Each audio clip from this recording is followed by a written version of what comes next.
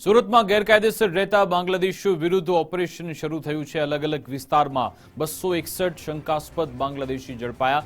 240 માંથી 84 લોકો ગેરકાયદે વસવાટ કરતા હોવાનું સામે આવ્યું। 34 પુરુષો, 29 મહિલા, 21 બાળકોનો સમાવેશ। રાંદેર, ઉધના, પાંડેસરા, સચિન સહિતના વિસ્તારોમાં ચેકિંગ થયું હતું। બાંગ્લાદેશીઓને કેન્દ્ર સરકારના નિયમ મુજબ ડિપોર્ટ કરાશે। બોગસ પુરાવાના આધારે વસવાટ કરતા હતા। આવનારા દિવસોમાં પણ કાર્યવાહી ચાલુ રહેશે તેવું સીપીએ જણાવ્યું હતું। અગાઉ પણ અનેક બાંગ્લાદેશીઓ ઝડપાયા હતા। હ્યુમન ટ્રાફિકિંગમાં પણ બાંગ્લાદેશી મહિલાઓ ઝડપાઈ હતી। એજન્સી પાછળ પડે ત્યારે બાંગ્લાદેશીઓ રહેઠાણ બદલતા હોય છે। એજન્ટ મારફતે બાંગ્લાદેશીઓ પ્લેન કે ટ્રેન મારફતે આવે છે।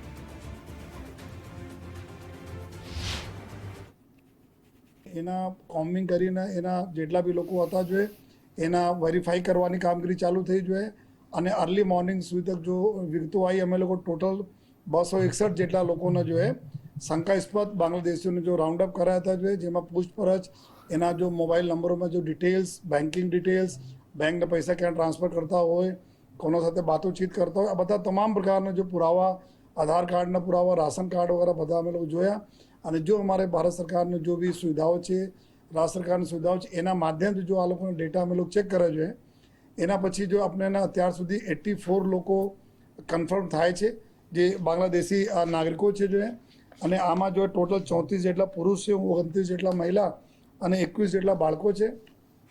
એના સાથે અલગ અલગ જો ટીમો અત્યારે એના પૂછપરછના કામગીરી ચાલુ છે જો સ્પેશિયલ બ્રાન્ચ અત્યારે ઇન્વોલ્વ થઈ છે જો જેમાં આ લોકોનો જો ફર્ધર જો પ્રોસિજર હોય છે કે એના એક જોઈન્ટ ઇન્ટ્રોગેશનની સુવિધા છે એના બધા અલગ અલગ એજન્સીઝ ના ઇન્ટ્રોગેશન કર્યા પછી જો ભારત સરકારનો જો નિયમ છે ડિપોર્ટ કરવાના આ હિસાબથી જો અમે લોકો એના ડિપોર્ટ કરવાની કામગીરી ટૂંક સમયમાં કરવાના છીએ। દેશ વિરોધી પ્રવૃત્તિ કરતા તત્વોને ઝડપી પાડવા માટે ખાસ રાજ્યના નાયબ મુખ્યમંત્રીના આદેશ અનુસાર સુરત પોલીસે ફરી એક વખત બાંગ્લાદેશી ઓપરેશન અભિયાન હાથ ધર્યું છે અને તે અન્વયે ખાસ ગઈકાલના રાત્રિથી જ શહેરના જુદા જુદા વિસ્તારોની અંદર Surat crime branch, SOG, PCB તેમજ સ્થાનિક પોલીસ દ્વારા સ્પેશિયલ ઓપરેશન છે તે હાથ ધરવામાં આવ્યું હતું અને શહેરના જુદા જુદા પોલીસ સ્ટેશન હદ વિસ્તારમાં જ્યાં ઇન્ડસ્ટ્રીયલ વિસ્તાર હોય કે ઝુંપડપટ્ટી વિસ્તાર હોય તે વિસ્તારોની અંદર સઘન ચેકિંગ અને કોમ્બિંગ હાથ ધરવામાં આવ્યું હતું જે અન્વયે કુલ 240 જેટલા લોકોને ડિટેઇન કરવામાં આવ્યા છે। શંકાસ્પદ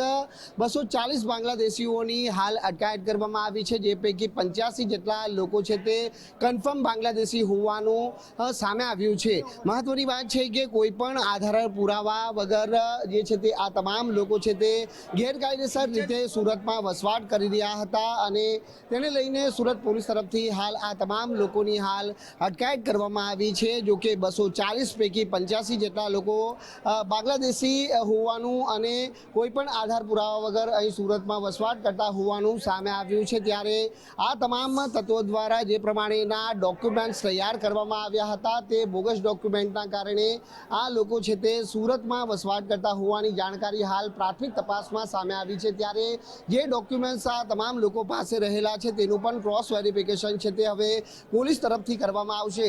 મહત્વની જાણકારી એ પણ બનીને સામે આવી છે કે ભૂતકાળની અંદર બોગસ ભારતીયતાની નાગરિકતા મેળવી અને કેટલાક જે બાંગ્લાદેશીઓ છે તે સુરતમાં ગેરકાયદેસર રીતે વસવાટ કરતા હતા અને આ પ્રમાણેનું એક વિશેષ અભિયાન પણ સુરત પોલીસે અગાઉ ભૂતકાળમાં ઉપાડ્યું હતું પરંતુ રાજ્યના નાયબ મુખ્યમંત્રી હર્ષભાઈ સંઘવી દ્વારા જે પ્રમાણેની સીધી સૂચના અને દિશા નિર્દેશ આપ્યા હતા તેને લઈને ગઈકાલના રોજ જે સુરત પોલીસ તરફથી આ એક મોટું ઓપરેશન બાંગ્લાદેશી છે તે હાથ ધરવામાં આવ્યું હતું અને તે અન્વયે આ તમામ લોકોની હાલ અટકાયત કરવામાં આવી છે।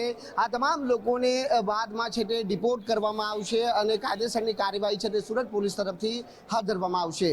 કેમેરામેન દેવાંગ રાણા સાથે રાકેશ બ્રહ્મભટ્ટ, ગુજરાત ફર્સ્ટ, સુરત।